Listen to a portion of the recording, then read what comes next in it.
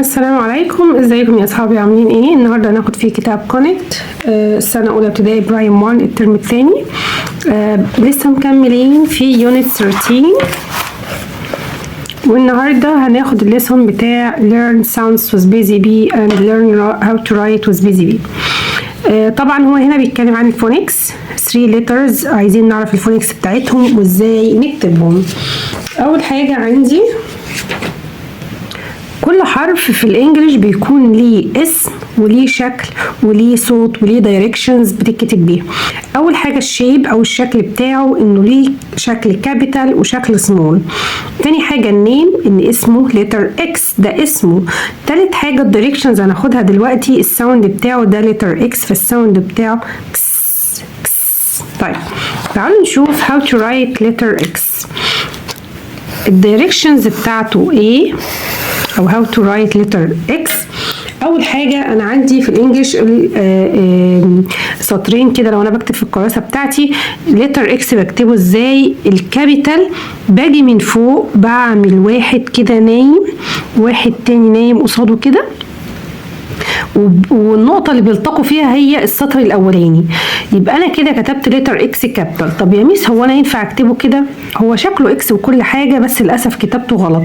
لو عملته كده نفس الموضوع غلط. ليه؟ لأن أنا ببدأ ليا بوينت معينة ببدأ فيها، البوينت بتاعتي هي من هنا كده، بنزل تحت هنا اقف على السطر الاولاني السطر التاني، واجي من هنا انزل تحت اقف على السطر التاني، يبقى انا كده كتبته صح هنا وكتبته صح هنا.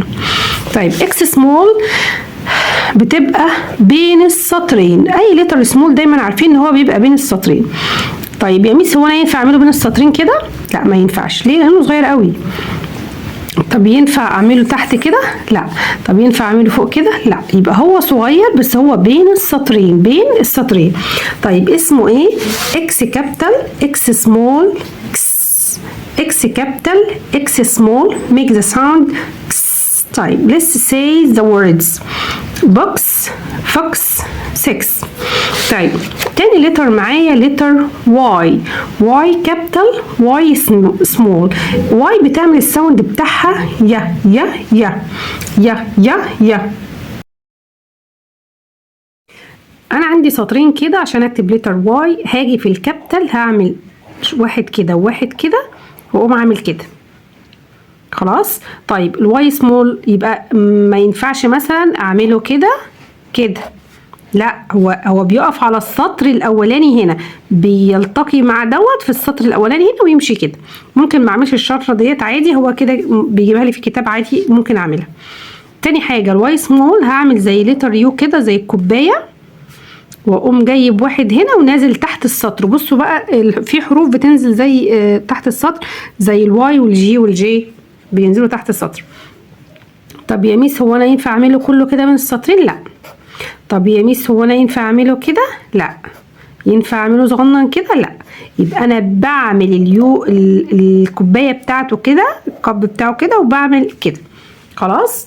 طيب واي يا يا يا، واي كابيتال واي سمول يا يا يا، الساوند بتاعه يا يا يا. يوجرت يو يو يخت.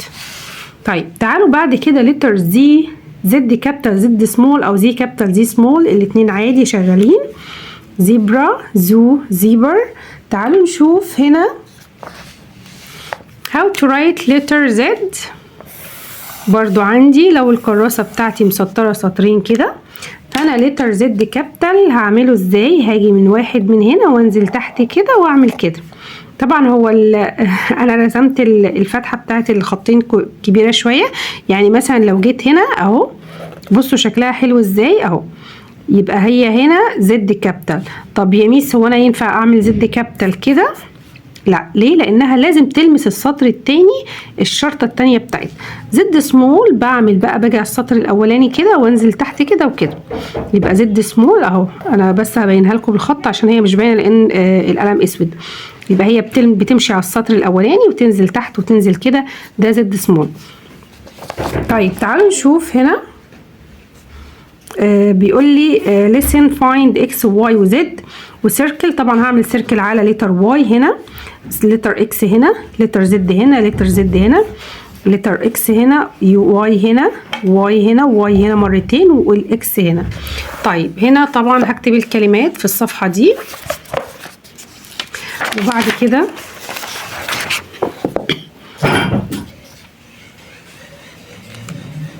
هنا هعمل الميسنج ساوند او الميسنج لتر. هنا طبعا لتر اكس، وهنا اكس برضو، هنا زد، هنا زد. طيب هنا يا لتر واي اللي ناقص، ميسنج لتر. بوكس، سمعت لتر ايه؟ اكس. يوجرت، يبقوا لتر واي. طيب هنا هكتب اسم كل واحدة فيهم. هنا بيقول لي ميلك ولا يوجرت؟ طبعا هي يوجرت. زيبرا ولا فوكس؟ لا ده زيبرا. هنا بيقول لي حط علامة صح. فوكس، ايوه صح. بوكس، ايوه صح. زيبرا، لا طبعا غلط. هنا زو هوصلها بدي، يويو هوصلها بدي، زيبر هوصلها بالسوسته، فوكس هوصلها بالفوكس. هنا هكتب اسم كل واحدة. هنا هنختار طبعا هي الكلمة ديت اللي صح، دوت فوكس، ده يخت. هنا هكتب الجملة، هعيدها تاني. بكده الفيديو بتاعنا النهارده يكون خلص. اتمنى الفيديو يكون عجبكم. ما تنسونيش في لايك وشير وسبسكرايب وتفعلوا الجرس لو بتشوفوني لاول مرة. والسلام عليكم ورحمة الله وبركاته.